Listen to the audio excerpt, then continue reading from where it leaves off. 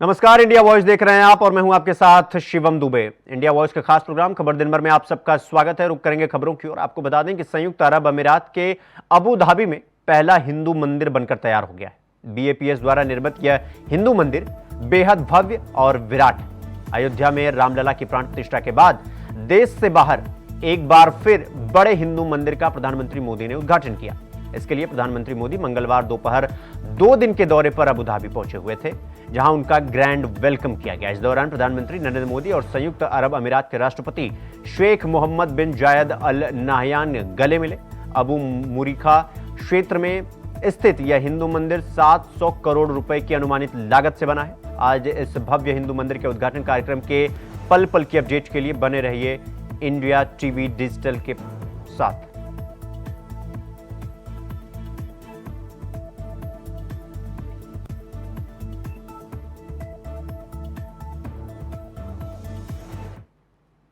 से बंधुत्व की ये भावना वाकई हमारी बहुत बड़ी पूंजी है। हम इस मंदिर के में जो भव्यता दिख रही है उसमें हिज हाइनेस शेख मोहम्मद की विशाल सोच की भी झलक है। अब तक जो यूएई बुर्ज खलीफा, फ्यूचर म्यूजियम, शेख जायद मस्जिद और दूसरी हाईटेक बिल्डिंग के लिए जाना जाता था, अब उसकी पहचान में एक और सांस्कृतिक अध्याय। मैं मंदिरों की पुजारी की योग्यता रखता हूं या नहीं रखता हूं, लेकिन मैं इस बात का गर्व अनुभव करता हूं कि मैं मां भारती का पुजारी हूं। परमात्मा ने मुझे जितना समय दिया है उसकी हर पल, और परमात्मा ने जो शरीर दिया है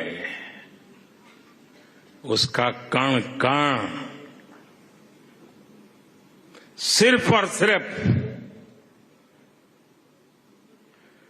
मां भारती के लिए है। साथियों, आज इस भव्य और पवित्र जगह से मैं एक और खुशखबरी देना चाहता हूं। आज सुबह यूएई के उपराष्ट्रपति हिज हाइनेस शेख मोहम्मद बिन राशिद ने दुबई में भारतीय श्रमिकों के लिए एक अस्पताल बनाने के लिए जमीन देने की घोषणा की है।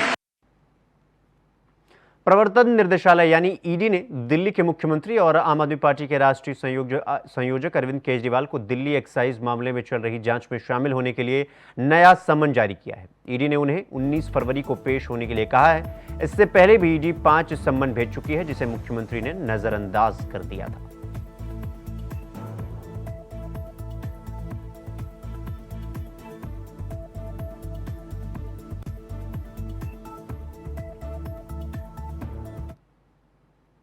राज्यसभा चुनाव के लिए बीजेपी ने उम्मीदवारों की एक और लिस्ट जारी कर दी है, जिसमें 7 लोगों को अलग अलग राज्यों से अपना उम्मीदवार बनाया गया है। भारतीय जनता पार्टी ने बुधवार को भाजपा के राष्ट्रीय अध्यक्ष जेपी नड्डा को गुजरात और अशोक चौहान को महाराष्ट्र से राज्यसभा के लिए अपना उम्मीदवार घोषित किया है। आपको बता दें कि अशोक चौहान ने एक दिन पहले बीजेपी का दामन थामा था और सोमवार को कांग्रेस से इस्तीफा दिया था। राज्यसभा की 56 सीटों के लिए 27 फरवरी को चुनाव होना है और नामांकन दाखिल करने का अंतिम तिथि 15 फरवरी है।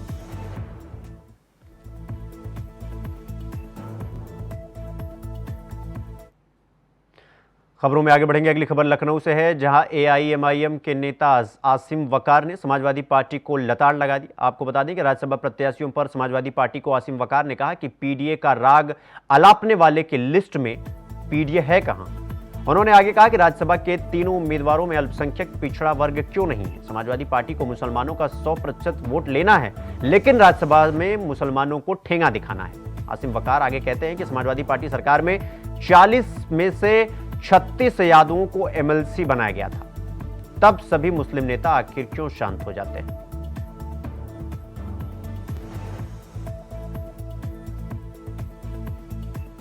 उत्तर प्रदेश में राज्यसभा की 10 सीटों पर चुनाव होना है। समाजवादी पार्टी ने अपने राज्यसभा के 3 उम्मीदवारों के नाम घोषित करके उनका नामांकन कराया।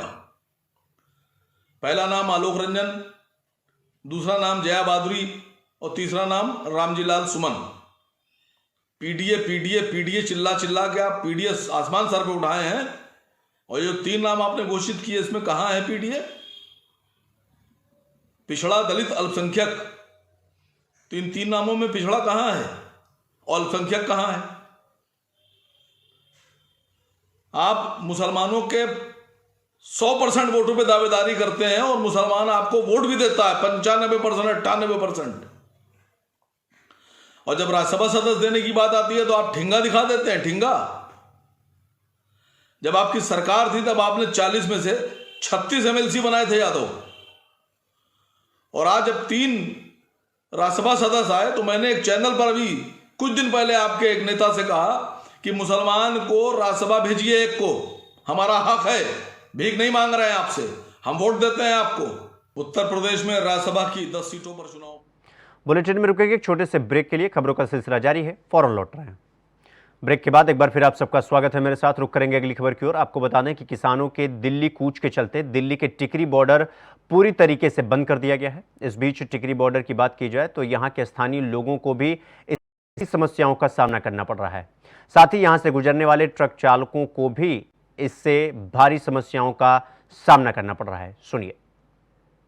किसानों के दिल्ली कूच को लेकर के दिल्ली के तमाम बॉर्डर को पूरी तरीके से सील कर दिया गया है।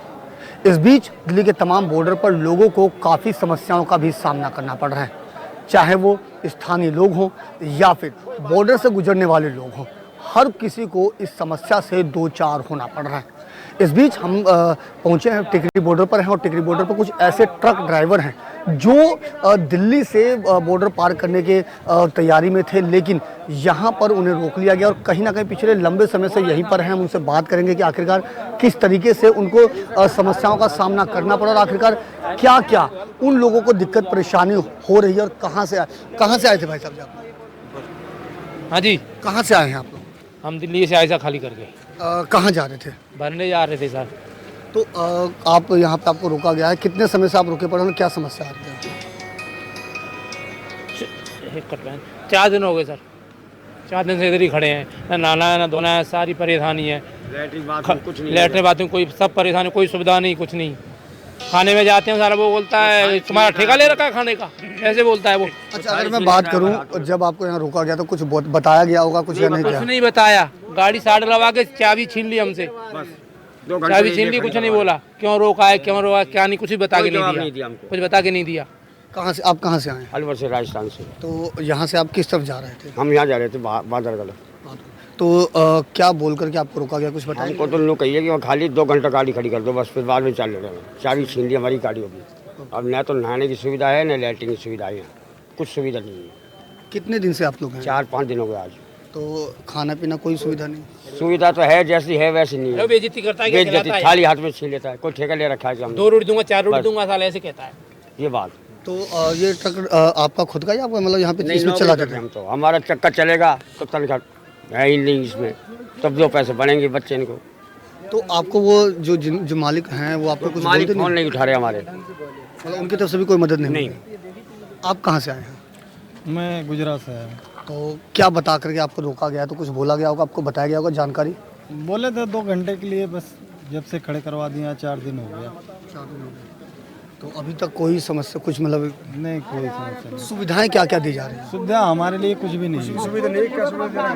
ना तो नहाने को मिल रहा है ना तो खाने को मिल रहा है, इसी रोड पे भटक रहे हैं। वैसे अभी तक आपको पता चल पाया कि आपको यहाँ रोका गया है, क्यों रोका गया है? नहीं, ये तो बोले थे 2 घंटे के लिए, बस 2 घंटे से आज 4 दिन हो गया यहाँ खड़े हैं। अच्छा, अगर मैं बात करूँ, जब जिनकी भी आप गाड़ी चला रहे हैं, क्या उनकी तरफ से कोई प्रेशर आता होगा? किस तरीके से उस दौर को संभाल रहे हैं? सर मेरी अपनी गाड़ी है, मैं खुद अपनी गाड़ी को आप चलाता हूँ।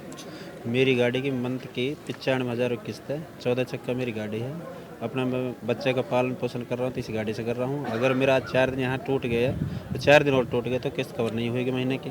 अगर यहाँ से माल लेके जाऊँगा तो अपना वहाँ से खाली करूँगा तो किस्त भी भरूँगा मैं अपनी। यहाँ आके ने हम खड़े कर लिए हैं, ना कोई हमारा रीज़न बताया है, ना हमारे कोई ऐसे बताया कि आप इसलिए खड़े करे हो। यहाँ साइड में लगवा रखा है दिल्ली पुलिस वाले ने, पर हमने कोई व्यवस्था नहीं यहाँ पे, ना खाने के हैं, ना नहाने धोने के, ना लैट्रिन बाथरूम के, यहाँ कोई व्यवस्था नहीं हो पा रही। हम इसमें सामान लेके जा रहे हैं, हमारा मतलब कच्चा सामान है, मध्य प्रदेश भोपाल ज़िले का, राजधानी का है, और सीजन आ रहा है शादियों का पूरा सामान रखा हुआ है, इसके अंदर कच्चा मटेरियल है। हमने लोगों का ऑर्डर ले रखा है, हम उनको टाइम पे दे नहीं पाएंगे सामान तो हमें हमारे साथ बहुत जुल्म ढाएंगे वो लोग। ठीक है, तो हम मानिए इनसे, जो यहाँ के पुलिस प्रशासन है उनसे आप थोड़ा हमारा आवाज़ पहुँचाइए। वो ट्रक ड्राइवर हैं जो टिकरी बॉर्डर से आगे अपने अपने गंतव्य स्थान पर जब निकलने की तैयारी में थे, किसी के ट्रक में कोई सामान है, कुछ कच्चा सामान भी है जो कहीं ना कहीं ख़राब हो सकता है। लगभग जिस तरह से उन्होंने बताया कि पिछले 4 दिनों से ज़्यादा का समय हो गया और अभी तक ये लोग यहीं पर हैं और पुलिस प्रशासन ने इनका जो तमाम जो सामान, गाड़ी की चाबी है वो अपने पास रख ली और जबरन उनको यहाँ एक तरीके से रोक दिया गया और सुविधा के नाम पर अभी तक इनको कुछ भी नहीं मिला। ऐसे में ये ट्रक ड्राइवर कहीं ना कहीं अपने लिए लगातार न्याय की गुहार भी लगा रहे हैं। Ajit Kumar, India voice, Delhi. तो वहीं किसानों के दिल्ली कूच को लेकर दिल्ली की सभी सीमाओं को सील कर दिया गया है। बॉर्डर पर अब कंक्रीट डालकर उसे पक्का करने का काम किया जा रहा है। देखिए, हैं गाजीपुर बॉर्डर पर, जहां सुरक्षा के पुख्ता इंतजाम दिल्ली पुलिस के द्वारा किए गए हैं। आप मेरे पीछे साफ तौर पर देख सकते हैं, यहाँ पर पूरी तरह से पुलिस के जवान बिल्कुल सतर्क नजर आ रहे हैं। सीआरपीएफ के यहाँ आप कमांडो साफ तौर पर देख रहे हैं। गाजीपुर बॉर्डर का ये नजारा है। दूसरी साइड उत्तर प्रदेश पुलिस भी यहाँ मौजूद है, पीएससी मौजूद है, बड़ी संख्या में पुलिस के जवान यहाँ मौजूद हैं और पूरी तरह से हर स्थिति से निपटने के लिए यहाँ मुस्तैद नजर आ रहे हैं। लेकिन फिलहाल गाजीपुर बॉर्डर की अगर बात करें, गाजीपुर बॉर्डर पर हालात पूरी तरह से सामान्य है। जो दूसरे अन्य बॉर्डर हैं वहां पर अभी खबरें आ रही हैं कि किसानों के जो पहुंचने का सिलसिला है या उन्हें रोकने के लिए, लेकिन पुलिस पूरी तरह से यहाँ मुस्तैद नजर आ रही है। गाजीपुर बॉर्डर है जहां फिलहाल स्थिति सामान्य है, लेकिन सुरक्षा के यहाँ पुख्ता इंतजाम किए गए हैं। दिल्ली पुलिस यहाँ पर बिल्कुल अलर्ट मोड पर नजर आ रही है। पूरा गाजीपुर बॉर्डर है जहां के हालात आप साफ तौर पर देख सकते हैं। फिलहाल स्थिति गाजीपुर बॉर्डर पर सामान्य है और पुलिस बिल्कुल अलर्ट है। वीडियो जर्नलिस्ट आशुक के साथ सादिक खान, इंडिया वॉइस, गाजीपुर। हम मौजूद हैं दिल्ली मेरठ एक्सप्रेसवे पर, जहां पर पूरी तरह से किसानों के प्रदर्शन को देखते हुए प्रशासन व पुलिस बल मुस्तैद नजर आ रहा है। आप मेरे पीछे साफ तौर पर यहाँ देख सकते हैं कि किस तरह से यहाँ जवान, सीआरपी के जवान जो यहाँ मुस्तैद नजर आ रहे हैं, पूरी मुस्तैदी के साथ यहाँ जवान बिल्कुल अलर्ट मोड पर नजर आ रहे हैं। किसी भी अगर ऐसी स्थिति यहाँ आती है उससे निपटने के लिए यहाँ जो है जवान मुस्तैद नजर आ रहे हैं। पूरी तरह से बैरिकेडिंग की जा रही है। पूरे रास्तों से अगर बाहर से आने वाले जो किसान आते हैं उन्हें हर संभव रोकने के यहाँ प्रयास किए जाएंगे। उसको लेकर पूरी तरह से दिल्ली पुलिस भी यहाँ सतर्क नजर आ रही है। साफ तौर पर आप ये देख सकते हैं कि ये नुकीली ये आप कीले देख सकते हैं कि अगर ऐसी स्थिति आती है तो इन कीलों को एक्सप्रेसवे पर लगाया जाएगा। बॉर्डरों पर जो नाकाबंदी की जा रही है उन बॉर्डरों पर इन कीलों को नीचे लगाया जाएगा। आप साफ तौर पर ये देख सकते हैं कि ये वेल्ड होके नीचे पूरी लोहे की पूरी प्लेट है, उस पर ये मोटी मोटी नुकीली कीले यहाँ साफ तौर पर आप यहाँ देख सकते हैं। हर स्थिति से निपटने के लिए पूरी तरह से दिल्ली पुलिस यहाँ पर नजर आ रही है। साफ तौर पर आप देख सकते हैं कि यहाँ लगातार सीआरपी के जितने आला अधिकारी हैं वो भी यहाँ लगातार मॉनिटरिंग कर रहे हैं। पूरी तरह से आप ये पीछे देख सकते हैं कि जितने भी बड़े आला अधिकारी हैं वो भी लगातार टीम को यहाँ निर्देश देते हुए नजर आ रहे हैं कि अगर ऐसी स्थिति आती है तो उससे निपटने के लिए पूरी तरह से यहाँ जितने जवान यहाँ मौजूद हैं वो पूरी तरह से यहाँ मुस्तैद रहें। आप साफ तौर पर देख सकते हैं लगातार अधिकारियों को मूवमेंट यहाँ पर लगातार जारी है। पूरी तरह से अधिकारी यहाँ सतर्क नजर आ रहे हैं। वीडियो जर्नलिस्ट आशिक के साथ सादिक खान, इंडिया वॉइस, दिल्ली। तो वहीं किसानों के दिल्ली कूच को लेकर दिल्ली की सभी सीमाओं को सील कर दिया गया है। बॉर्डर पर अब कंक्रीट डालकर उसे पक्का करने का काम किया जा रहा है। इस बीच बॉर्डर पर रहने वाले लोगों को काफ़ी समस्याओं का सामना करना पड़ रहा है। ऐसे में टिकरी बॉर्डर की बात की जाए तो यहाँ पर अब वाहन चालकों के लिए भी एक बड़ी समस्या बन गई है। दिल्ली से टिकरी बॉर्डर होते हुए बहादुरगढ़ की ओर जाने वाले राहगीरों को अब सावधानी बरतने की ज़रूरत है।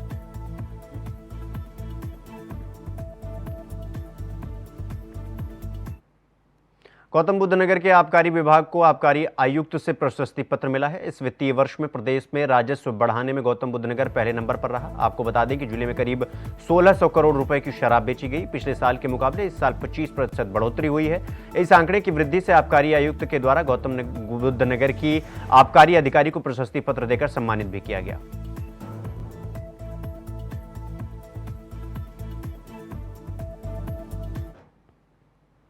खबरों में आगे बढ़ेंगे। अगली खबर मैनपुरी से है, जहां किशनी क्षेत्र के एक गांव निवासी किशोरी ने मंगलवार की दोपहर में घर के कमरे में फांसी लगाकर आत्महत्या कर ली। तो वहीं परिजनों ने जानकारी देते हुए बताया कि वह दोपहर में शौच क्रिया करने के लिए बाहर गई हुई थी, जहां गांव के ही एक युवक ने उसके साथ दुष्कर्म किया, जिससे आहत होकर उसने आत्महत्या कर ली। फिलहाल पुलिस ने शव को कब्जे में लेकर पोस्टमार्टम के लिए भेजकर आगे की कार्रवाई में जुट गई।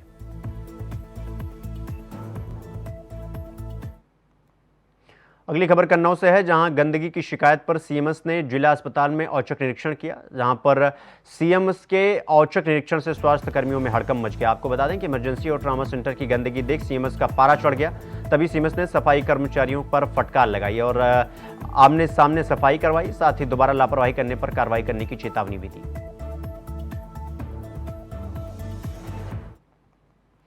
अगली खबर सुल्तानपुर से है, जहां हर्ष फायरिंग में गोली लगने से एक युवक घायल हो गया। तभी घायलों को राजकीय मेडिकल कॉलेज में इलाज के लिए भर्ती कराया गया।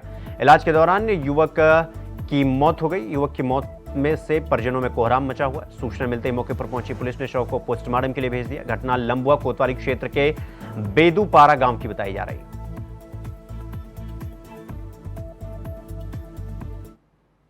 ग्रेटर नोएडा के सूरजपुर खेड़ी भनौती गांव में फौजी के सुसाइड मामले में परिवार वालों ने हत्या का मुकदमा दर्ज कराया है, जहां केरल में तैनात फौजी सुनील का संदिग्ध परिस्थितियों में शव मिला था, जिस पर चोट के निशान भी मौजूद थे। आपको बता दें कि परिवार वालों ने फौजी सुनील की हत्या का आरोप लगाकर इंडियन आर्मी के उच्च अधिकारियों पर यह आरोप लगाया। तो वहीं पुलिस ने मुकदमा दर्ज कर जांच पड़ताल शुरू कर दी।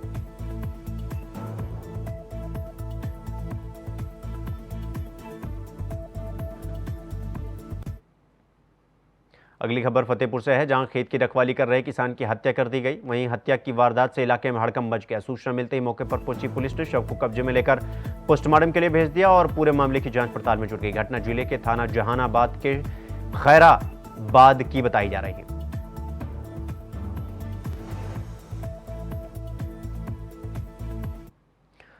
अगली खबर फतेहपुर से है, जहां पानी भरे गड्ढे में डूबने से मासूम बच्चे की मौत हो गई। वहीं बच्चे की मौत से परिजनों में कोहराम मच गया। सूचना मिलते ही मौके पर पहुंची पुलिस ने शव को कब्जे में लेकर पोस्टमार्टम के लिए भेज दिया। घटना जिले के थाना धाता के सरवनपुर नेदौरा की बताई जा रही है।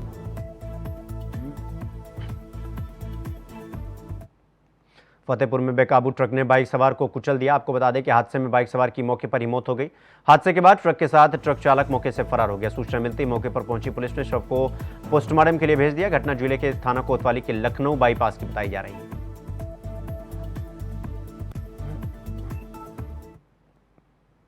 अगली खबर हमीरपुर से है, जहां पुलिस के लिए डबल मर्डर केस चुनौती बन गया, जिसका खुलासा कर पुलिस को सफलता मिली। वहीं पुलिस और बदमाशों के बीच मुठभेड़ हुई। मुठभेड़ के दौरान पुलिस ने 2 हत्यारों को गिरफ्तार कर लिया और एक फरार हो गया, जिसमें एक बदमाश के पैर में गोली लगने से वो घायल हो गया। घायल बदमाश को अस्पताल में भर्ती कराया गया है। साथ ही पुलिस ने बदमाशों के कब्जे में चोरी किए गए जेवरात और नगद एक अवैध तमंचा भी बरामद किया।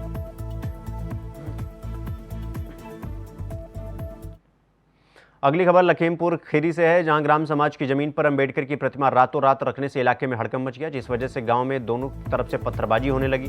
सूचना मिलते ही मौके पर पहुंची पुलिस अधीक्षक गणेश प्रसाद साहब भारी पुलिस बल के साथ दोनों पक्षों से बातचीत की।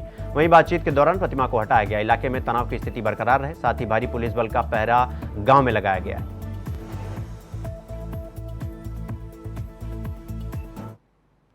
खबर लखनऊ से है, जहां विकासनगर पुलिस को बड़ी सफलता हाथ लगी है। आपको बता दें कि ज्वेलरी शॉप का शटर काटकर चोरी करने वाले शातिर चोरों को पुलिस ने गिरफ्तार कर लिया है। गिरफ्तार चोर के पास से पुलिस ने चोरी हुए माल का 90% ज्वेलरी भी बरामद कर ली।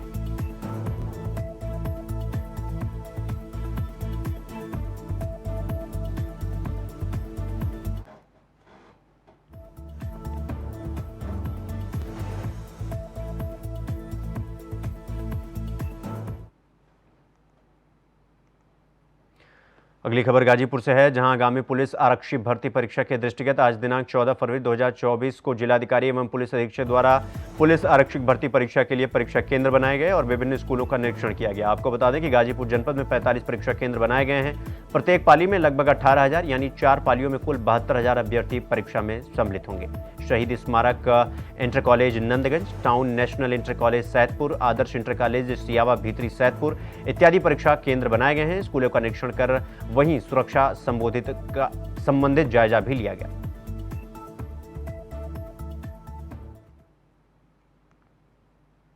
अगली खबर फिरोजाबाद से है, जहां जनपद के थाना सिरसागंज क्षेत्र के गांव जामई में रंजिश के चलते दो पक्षों में जमकर पथराव और ताबड़तोड़ गोलियां चली। इस हिंसक झड़प में एक वृद्ध की मौके पर ही मौत हो गई। बताया जा रहा है कि यह हिंसक झड़प चंदे के रुपयों को लेकर शुरू हुई, जिसने इतना उग्र रूप धारण कर लिया।